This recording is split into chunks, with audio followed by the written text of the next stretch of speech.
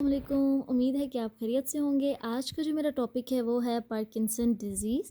Parkinson disease जो कि है हमारे पास द डोपामाइन क्राइसिस। इंट्रोडक्शन जो है हमारे पास वो ये होगा कि पार्किंसन डिज़ीज़ हमारे पास एक क्रॉनिक प्रोग्रेसिव न्यूरोडिजेनरेटिव डिसऑर्डर है जिसमें बॉडी की मूवमेंट्स में प्रॉब्लम होती है। मेन प्रॉब्लम्स हमारे पास क्या हैं कि ब्रेन की मिड ब्रेन में एक जगह होती है, उनको बोलते हैं सब्सटेंशिया नाइग्रा। इसके अंदर कुछ न्यूरॉन्स पाए जाते हैं जो डोपामिन रिलीज़ करते हैं। पार्किंसन डिजीज़ में इन न्यूरॉन्स का लॉस होने लगता है और डोपामिन की कमी हो जाती है। कॉजेज़ और रिस्क फैक्टर्स की अगर बात करें तो हमारे पास यूजली ग्रेटर देन 60 ईयर्स के लोगों में ये पाया जाता है और इसकी जो रेशो है वो मेल्स में ज़्यादा है as compared to females. Genetically 10 to 15% लोगों में ये हो सकता है। पेस्टिसाइड और हर्बिसाइड्स या हैवी मेटल्स के एक्सपोजर की वजह से भी ये हो सकता है। इसके अलावा ऑक्सीडेटिव स्ट्रेस या फ्री रेडिकल्स न्यूरॉन को डैमेज करने में हेल्प आउट करते हैं। इसके अलावा आपकी स्वेयर हेड इंजरी में भी ये कॉज हो सकता है। सिम्टम्स की अगर बात करें या क्लिनिकल फीचर्स की तो उसमें हमारे पास जो निमोनिक यूज़ होगा वो है हमारे पास TRAP means tremor, R means rigidity, A mean akinesia या bradykinesia and P means posture instability. 4 cardinal features हैं जिसमें ट्रेमर, रिजिडिटी, ए काइनेसिया और पोस्चरल इंस्टेबिलिटी है। ट्रेमर्स हमारे पास 2 टाइप्स के होते हैं, resting tremor and pill rolling tremor.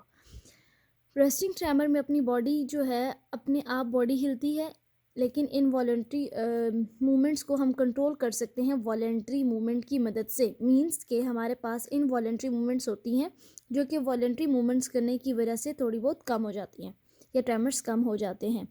Pill rolling tremor जो हमारे पास थंब और इंडेक्स फिंगर ऐसे हिलते हैं जैसे कोई छोटी गोल गोली को रोल कर रहा हो, इस तरह पिल रोलिंग मूवमेंट होती है। नेक्स्ट आ जाता है हमारे पास रिजिडिटी हमारे पास 2 टाइप्स की होती है, लेड पाइप रिजिडिटी और कॉग व्हील रिजिडिटी।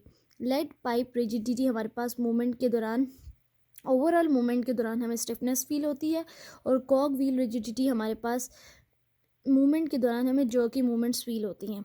एकाइनेसिया या ब्रेडिकाइनेसिया में हमारे पास स्लो बॉडी मूवमेंट्स होती हैं या फिर मूवमेंट को इनिशिएट करने में प्रॉब्लम फील होती है। इसके अलावा हमारे पास एक्सप्रेशनलेस फेस आ जाता है। पोस्चरल इंस्टेबिलिटी की अगर बात करें तो फ्रीक्वेंट फॉल आ जाता है। इसके अलावा हमारे पास डिप्रेशन, एंजाइटी और डिमेंशिया भी आ सकता है पेशेंट में। ऑर्थोस्टैटिक हाइपोटेंशन मतलब कि जब पेशेंट सिटिंग या लाइंग से खड़ा होता है तो हमारे पास पेशेंट को चक्कर आते हैं। इसके अलावा 7th में हमारे पास आ जाता है कॉन्स्टिपेशन या स्लीप प्रॉब्लम। ये सब सिम्टम्स या क्लिनिकल फीचर्स हैं जो कि रूल आउट करने में हेल्प करते हैं कि पेशेंट को पार्किंसन डिजीज़ है या नहीं है। आ जाते हैं अब हम डायग्नोसिस एंड इन्वेस्टिगेशन पे। डायग्नोसिस के लिए हमारे पास एमआरआई ब्रेन की करवाई जाती है जो कि दूसरे कॉज जैसे कि स्ट्रोक या ट्यूमर को रूल आउट करने के लिए यूज़ की जाती है। इसके अलावा हमारे पास होता है that scan. Dopamine transporter activity को एनालाइज किया जाता है जो कि पार्किंसन डिजीज़ में कम हो जाती है।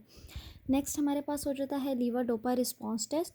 अगर लीवर डोपा से सिम्टम्स इम्प्रूव होते हैं तो पार्किंसन डिजीज़ के चांसेस ज़्यादा होते हैं।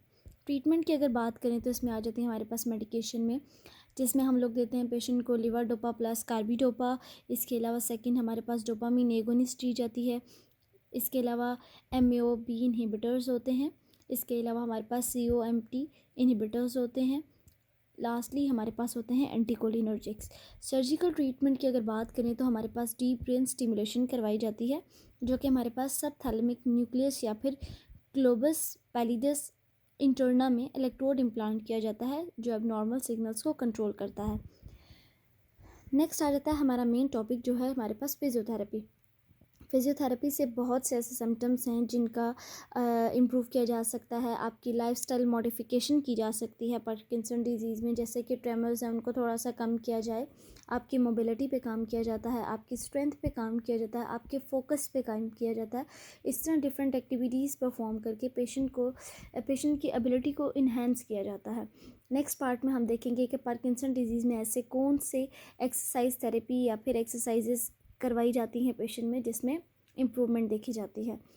क्या आप या कोई आपका प्यारा स्ट्रगल कर रहा है मूवमेंट के साथ, बैलेंस के साथ या फिर स्टिफनेस के साथ, तो घबराने की कोई बात नहीं है। आज की वीडियो में हम डिस्कस करेंगे पार्किंसन डिजीज़ के बारे में। जैसे कि हम पहले डिस्कस कर चुके हैं पार्किंसन डिजीज़ के बारे में, उसके कॉजेज़ के बारे में, उसके सिम्टम्स के बारे में कि ये किस वजह से होता है, क्यों होता है। आज हमारा जो वीडियो का टॉपिक है वो है हमारे पास फिजियोथेरेपी एक्सरसाइजेस क्या हैं पार्किंसन रिहैब में, जो कि आपकी मोबिलिटी को इम्प्रूव करती है, स्टिफनेस को रिड्यूस करती है और आपको एक्टिव रखती है। स्टार्ट करते हैं वीडियो को। सबसे पहले आपको बताया गया था कि पार्किंसन डिजीज़ आपके पास एक न्यूरोलॉजिकल डिसऑर्डर है जो कि आपके मूवमेंट्स को अफेक्ट करता है, आपके बैलेंस को अफेक्ट करता है, आपकी कोऑर्डिनेशन को अफेक्ट करता है, आप में सिम्टम्स लाता है जैसे कि आपको मसल स्टिफनेस हो सकती है, ट्रेमर्स होते हैं, या फिर आपका जो गेट पैटर्न है, चलने का जो ढंग है, तरीका है, वो चेंज हो सकता है।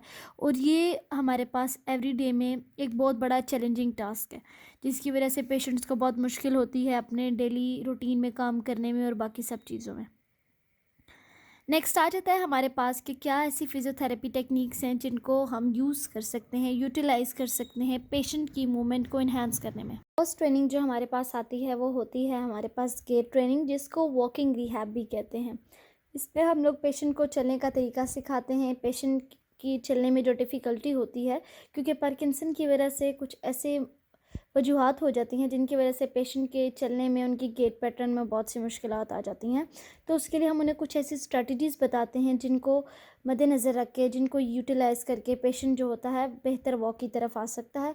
सबसे पहले हम लोग जो कहते हैं उसमें हमारे पास जो स्ट्रैटेजी होती है उसमें हम लोग पेशेंट को कहते हैं कि वो ऊंची आवाज़ में, या फिर आप जो साथ उनके होगा, अटेंडेंट हो गया या कोई फिजियोथेरेपिस्ट होगा, वो लाउड जो है काउंटिंग करेगा और उसके साथ एक मेंटेन करेगा स्टडी पीस को, मतलब कि वो वॉकिंग स्टेप्स लेगा। नेक्स्ट आ जाता है हमारे पास ट्रेडमिल ट्रेनिंग। ट्रेडमिल ट्रेनिंग में हमारे पास वॉक करवाई जाती है पेशेंट को, पहले नॉर्मल और उसके बाद उसको इंक्लाइन पोजीशन में कर दिया जाता है ताकि उसकी स्ट्राइड लेंथ, जो कि हमारे पास एक गेट पैटर्न की एक टेक्निक है, उसको बेहतर बनाया जा सकता है। नेक्स्ट आ जाता है हमारे पास नॉर्डिक वॉकिंग। नॉर्डिक वॉकिंग में आप उसमें पोज या फिर डिफरेंट आप हर्डल्स वगैरह रखते हैं, या फिर आपने उसको पोस्चर को मेंटेन करना होता है और बैलेंस को मेंटेन करना होता है। ये 3 ऐसी स्ट्रेटजीज़ हैं जो हेल्प आउट करती हैं गेट ट्रेनिंग में और वॉकिंग रिहैब में। Second the most important is the balance and the fall prevention, क्योंकि जो पेशेंट होते हैं वो हमारे पास, उनका फॉल का रिस्क बढ़ जाता है, बैलेंस नहीं होता जिसकी वजह से रिस्क बढ़ जाता है। इसके लिए हम लोग पेशेंट जो है वो हमारा मेजर कंसर्न होता है पार्किंसन डिजीज़ में कि हम लोग पेशेंट का बैलेंस बेहतर करें ताकि फॉल्स को प्रिवेंट किया जा सके। इसमें हम लोग करवाते हैं वेट शिफ्टिंग, जिसमें पेशेंट को स्टैंडिंग करवाई जाती है। आपके पेशेंट के जो फीट होते हैं वो अपार्ट होते हैं, शोल्डर विड्थ होते हैं, और हम लोग वेट शिफ्ट करते हैं साइड टू साइड। सेकंड आ जाता है हमारे पास ऑब्स्टेकल ट्रेनिंग, जिसमें वही स्मॉल आपने कोन्स या फिर कोई चीज़ या कोई हर्डल्स या लाइंस ड्रॉ करके उससे आपने कोऑर्डिनेशन को बेहतर करवाने के लिए ये इस्तेमाल किया जाता है। नेक्स्ट आ जाती है आपके पास टाइकी या फिर आपके पास योगा, जिसमें आप लोग जेंटल एक्सरसाइज करवाते हैं उसकी स्टेबिलिटी या फ्लेक्सिबिलिटी को बेहतर करने के लिए। नेक्स्ट हमारे पास आ जाता है स्ट्रेंथनिंग या फ्लेक्सिबिलिटी ट्रेनिंग, जिसमें पेशेंट की फ्लेक्सिबिलिटी के साथ साथ पेशेंट की स्ट्रेंथ ट्रेनिंग बहुत ज़रूरी है। पेशेंट की स्ट्रेंथ ट्रेनिंग ही मेंटेन करती है आपकी जो होती है डेली एक्टिविटीज़ में बहुत हेल्प आउट करती है। उसके लिए आप पेशेंट के रेजिस्टेंस बैंड के साथ ट्रेनिंग करवा सकते हैं, वेट के साथ ट्रेनिंग करवा सकते हैं, और स्ट्रेचिंग रूटीन्स, मतलब कि स्ट्रेचिंग नॉर्मल तरीके से करवाई जाती है ताकि स्टिफनेस को रिड्यूस किया जा सके। इसके अलावा हमारे पास आ जाती है functional training for daily activities. ये बहुत मेजर रोल अदा करती है हमारा पेशेंट की, क्योंकि डेली एक्टिविटीज़ के लिए पेशेंट को हर टास्क के लिए ग्रैब करना पड़ जाता है, ऑब्जेक्ट, स्टैंडिंग अप, ये सब चीज़ें पेशेंट को बहुत डिफ़िकल्ट हो रही होती हैं। इसके लिए हम पेशेंट को करवाते हैं सिट टू स्टैंड। इसके अलावा नेक्स्ट करवाते हैं रीचिंग एंड ग्रास्पिंग टेक्निक, जिसमें पेशेंट को कहा जाता है कि वो उठे और ग्रास्प करे कोई चीज़। ये कोऑर्डिनेशन को और बहुत इम्प्रूव करता है। इसके अलावा हम रोलिंग इन बेड और ट्रांसफ़र टेक्निक भी सिखाते हैं कुछ पेशेंट में। और डुअल टास्क ट्रेनिंग जो है हमारे पास 5th पॉइंट आता है, जिसमें हम लोग कॉग्निटिव एक्सरसाइज और मूवमेंट पर काम कर रहे होते हैं। इसमें हमारे पास जो है वॉकिंग एंड टॉकिंग थेरेपी आ जाती है, या फिर आप वॉक करते हुए कोई ऑब्जेक्ट को पास आउट करना या टॉक करते हुए कोई ऑब्जेक्ट को पास आउट करना, ये सारी ट्रेनिंग जो है हमारे पास आ जाती है डुअल टास्क ट्रेनिंग में। क्या आपको पता है कि पार्किंसन डिजीज़ वॉइस पर भी इफ़ेक्ट करता है और ब्रीदिंग पर भी इफ़ेक्ट करता है? इसके लिए हम पेशेंट को कहते हैं कि वो डीप ब्रीथ करे, जो कि लंग्स के फंक्शन को इम्प्रूव करता है। इसके अलावा exaggerated loud speech to strengthen the vocal cords, ये 2 टेक्निक्स यूज़ करवाई जाती हैं। याद रहे कि कंसिस्टेंसी बहुत ज़रूरी है। एटलीस्ट 30 मिनट्स की मूवमेंट डेली पेशेंट को परफॉर्म करनी चाहिए। इसके अलावा different music, counting steps use करके और डिफरेंट टेक्निक्स यूज़ करके पेशेंट एक्सरसाइज को परफॉर्म कर सकता है। एक्टिव रहें, डेली एक्सरसाइज करें। इसके अलावा मूवमेंट्स को इम्प्रूव करें, फोकस रखें, एग्जैजरेटेड मूवमेंट्स को परफॉर्म करें और पॉजिटिव रहें। वीडियो अच्छी लगे तो शेयर कीजिएगा अपने प्यारों के साथ और कमेंट में अपनी राय ज़रूर दीजिएगा। मिलते हैं एक नई वीडियो के साथ, तब तक के लिए अल्लाह हाफ़िज़।